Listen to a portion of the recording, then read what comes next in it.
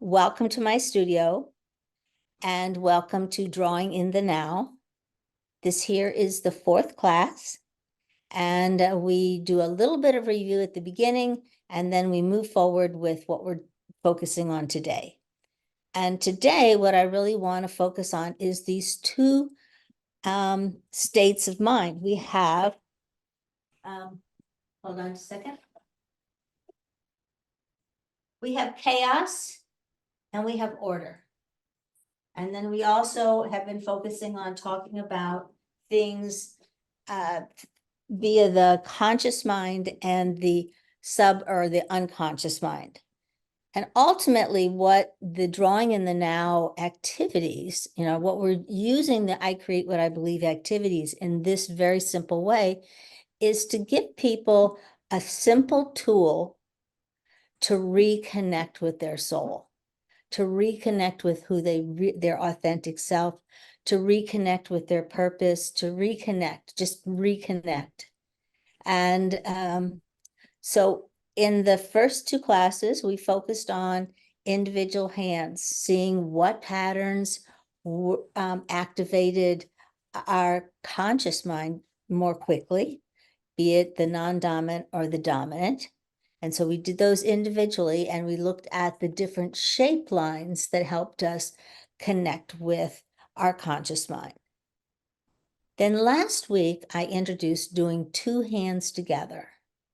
Well, 2 hands together helps you create a whole brain experience because you're activating both the right and the left hemisphere to be able to move both hands together.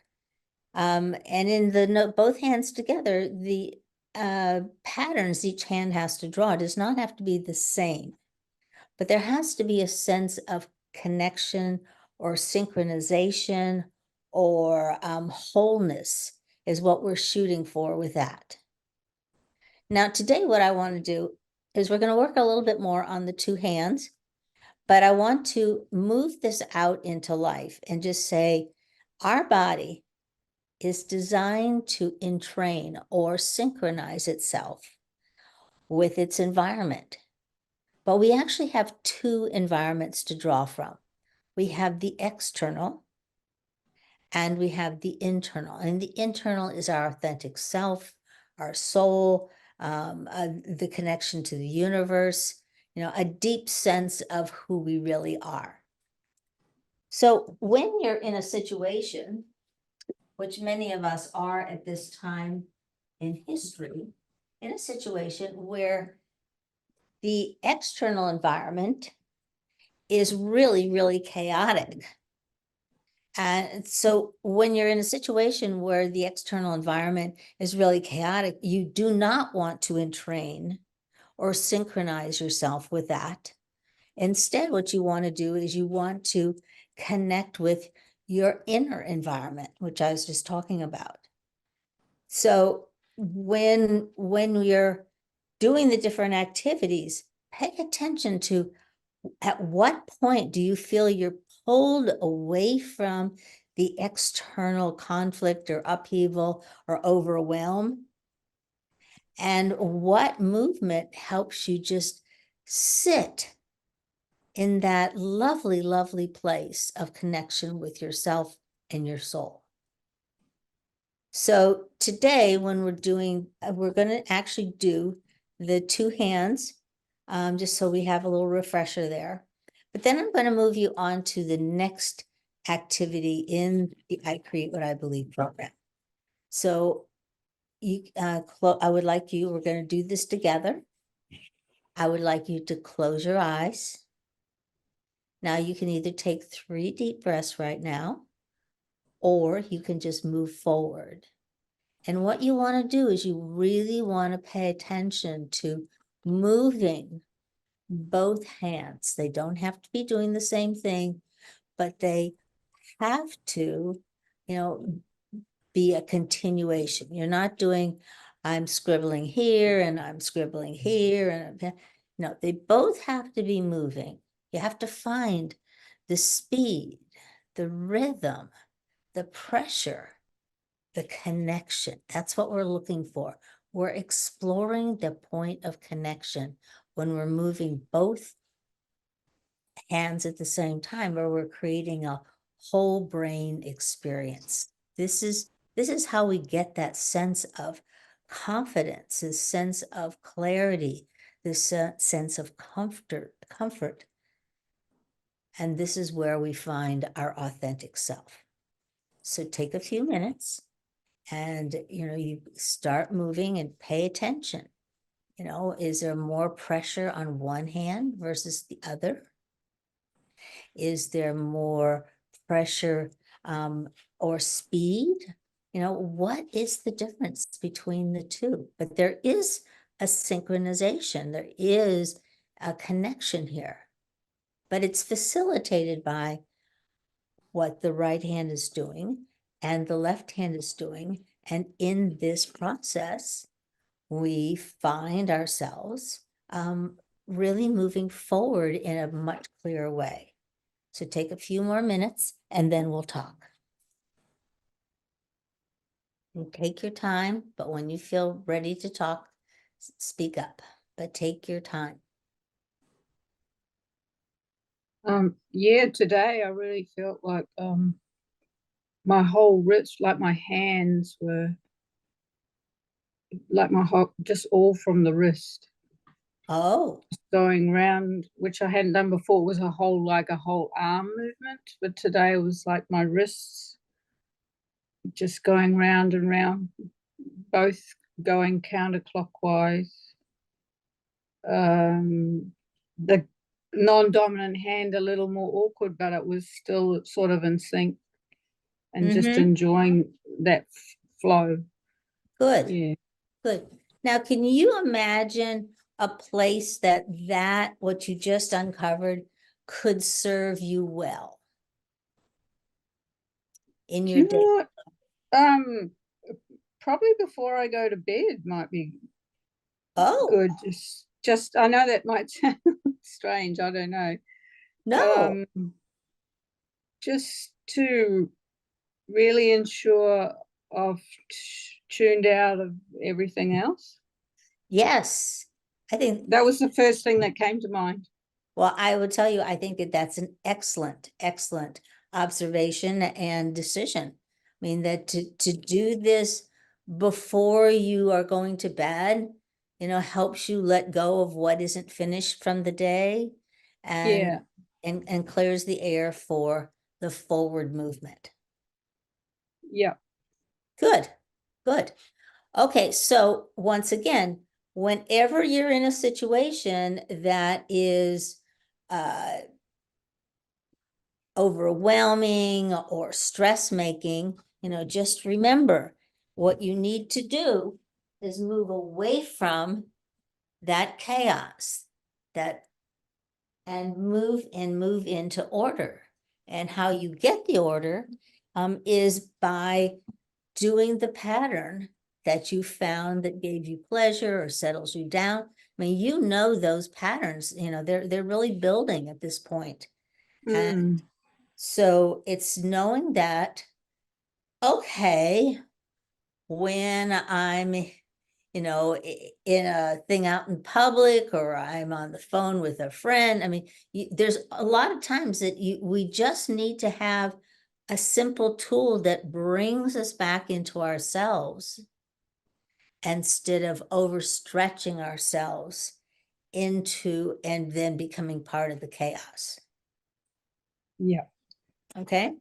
So what I want us to do right now is I'm going to demonstrate activity number 4. Seems like I've made a big jump here, but activity number 4 is called the labyrinth. And what it does is it really helps heighten the awareness of the breath and how to synchronize with the breath. So in the labyrinth, it seems like a very simple activity. But in the labyrinth, we're going to do 2 different kinds. We're going to do a spiral one, which would be, I'll get this up here high enough so you can see. So that would be the spiral.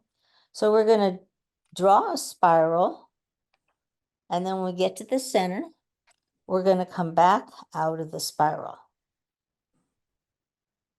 Now, the trick to this is that you can only move your crayon or pencil on an exhalation.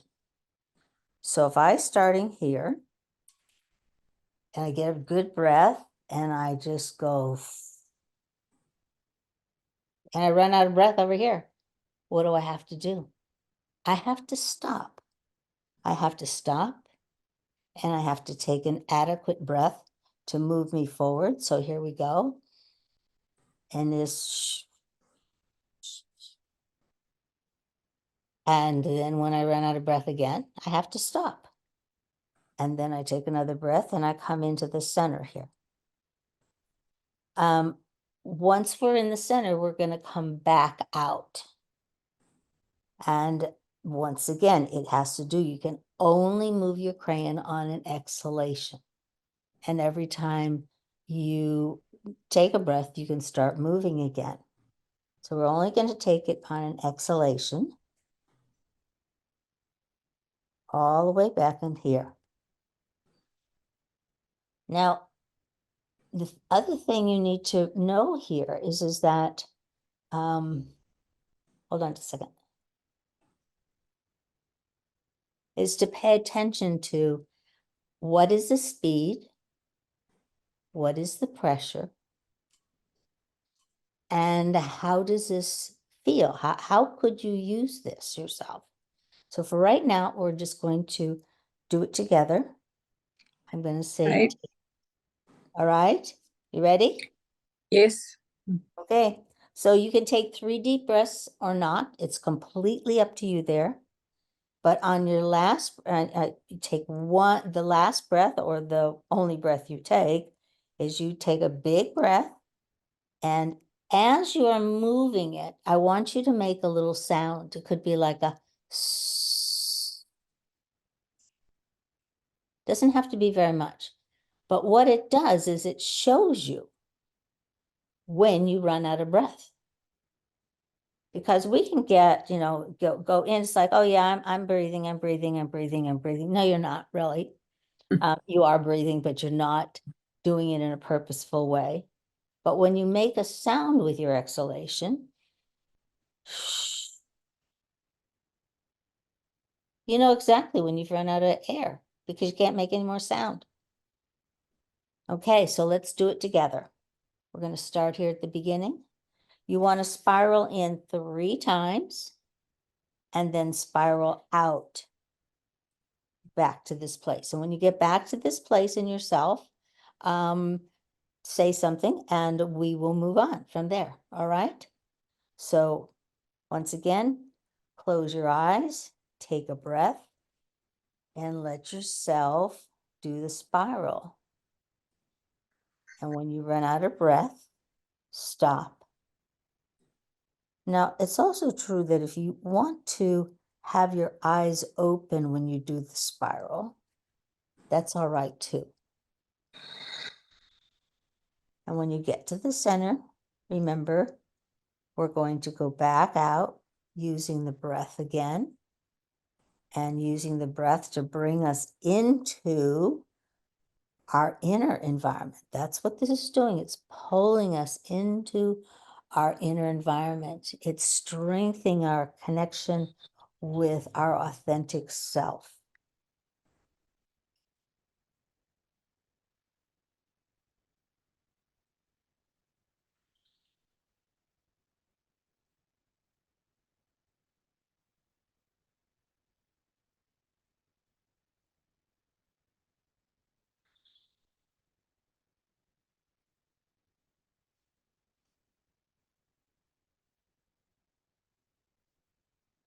Yep, done.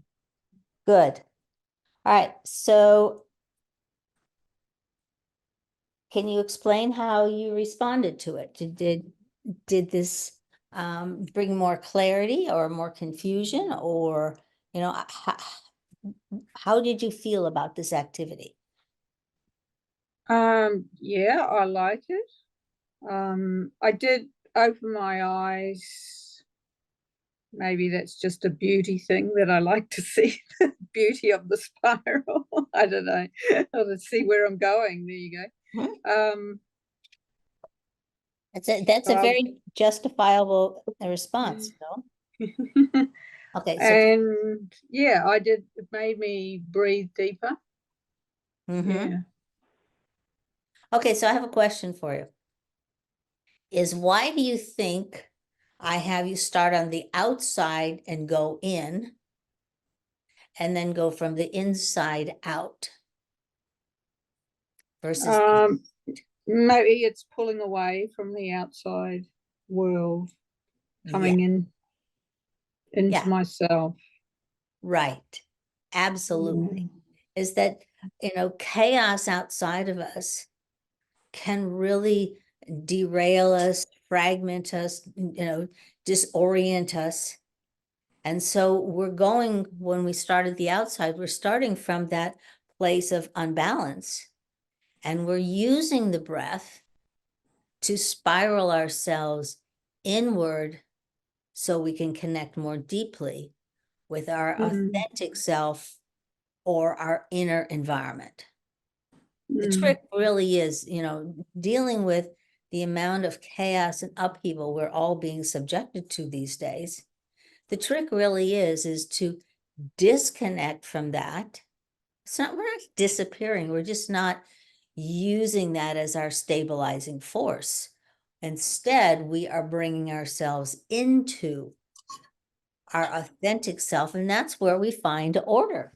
Like when we get there, everything is clear. It's like, there isn't a, yes, things might be annoying, but it's not going to completely derail us, because we know how to move ourselves from there, from there into there. So, do you have any questions? No, I think I'm looking forward to practicing that more, and I will practice it with my eyes open and with my eyes closed, and not worried about where I'm Yeah, going, just to feel the difference. I think that's an excellent idea. And what I'm Yeah. also going to do here is there's two different labras. There's this circular one, the spiral one we just did. And then I would say there's this straight line labyrinth, which you can see is a collection of straight lines. And we start out here, we come into the center, and then we go back out again. But we do it with straight lines. Now, for people that straight lines really resonate with their system, sometimes this is really more helpful than the circular one. So there's that equation. The other is that this is a little trickier, because here you start. We're going to start here. Here's our starting button. And we take a deep breath. Now remember, we have to stop when we run out of breath. So here I go.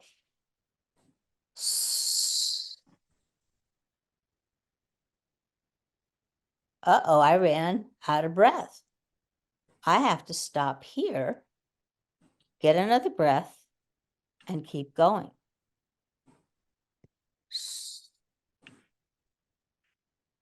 Once again, I hit a stop. So there's a mental inclination at times to just go, oh, I'm just going here. I'll stop at this corner. I'll stop at this corner. I'll stop. But if your breath doesn't take you there, you're not supposed to be there yet, So take it slow. Stop every time you need to do a breath. And before, if you open your eyes or close your eyes, it doesn't matter. But before we talk, reflect on how your system responds to the circular one versus the straight line one. Okay. And which one do you think, would help you, would, be more helpful for you in your daily life? Because we're talking about application here. So take a few minutes. And I would like you to do the straight line, your own version of the straight line. And then when you're done, let's talk and compare the impact of both of them on you.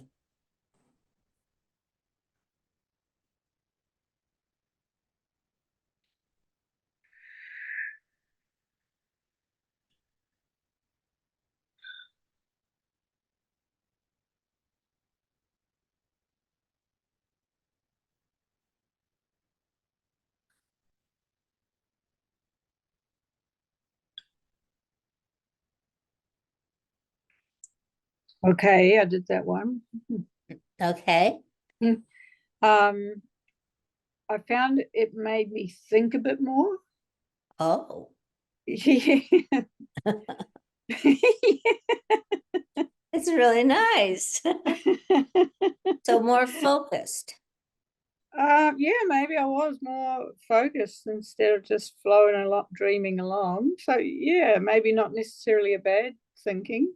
Mm, good. Yeah, Okay. Well, but I think I felt a bit more relaxed with the circular, but I'll just play with that some more. uh-huh. Well, I could see that the circular one could be very restorative for you and Yeah, really bring you into the quietness of yourself and the balance of the hemispheres. And the straight lines, I find that this is kind of funny, but when I do the straight line, it's kind of like somebody's going, okay, chop chop, let's get done. yeah, yeah, Let's handle this, let's deal with this, just chop chop. So when you're saying, got you thinking more, it's like, yeah, I would definitely frame it that way, that it straight lines, for me, really help me focus and crystallize and be clear on where I'm standing and not standing. And ultimately, what we're talking about here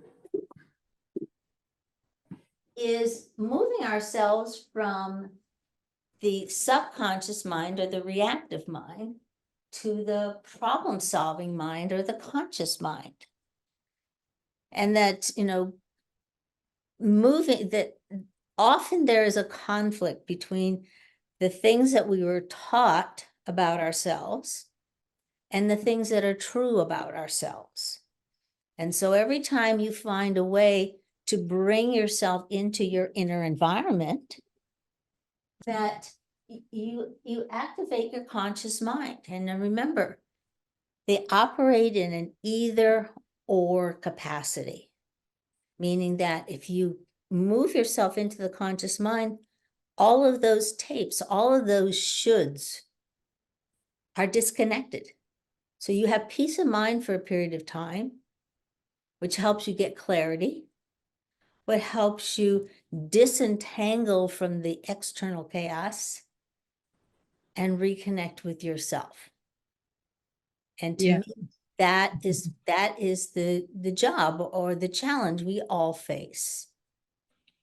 So in this week, what I would like to suggest is that you continue with what you're doing, but also pay attention to where you think that these things will be useful for you. Yeah, okay. Because ultimately it's like we learn something and it's great to have a new technique. It's great to have something fun, but how can it improve your life? How can you use it to ensure that you're in your authentic self? You're coming from your authentic self. How is that possible? And it is very possible. It's so simple, it's ridiculous. Well, it goes back to what I just said, is that they operate in an either or capacity. So all you have to do is figure out how to activate the conscious mind and how to reactivate it when you get stressed or you're derailed or upset or overwhelmed. Just keep going back there. Just keep going back there. And Yeah.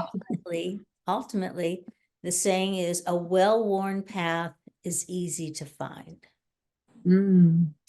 So if you find a way to use it, maybe in the beginning, a couple times a week, But you could get to the point that you're doing multiple times a day, using it to pull yourself in, pull yourself back in connection with yourself.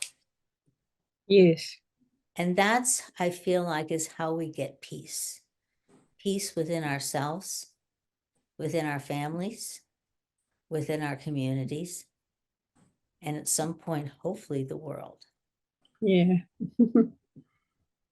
So I think I'm done unless you have some questions. No, that's all very clear. Thank you. Oh, I'm so glad you showed up. And I will see you in 2 weeks. Yes. Okay.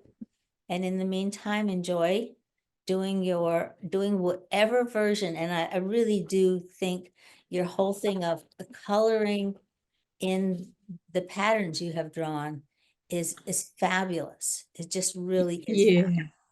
Yeah, that's really helping as well. Yeah. Yeah, I mean, because it just allows your system to respond to a lot of different elements it might not normally be exposed to.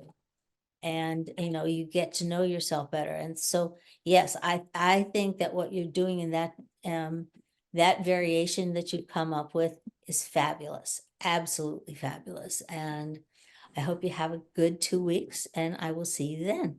Yes, you too. Thank you very much. You're very welcome, Stephanie. Bye-bye. Thank you. Bye-bye. Bye.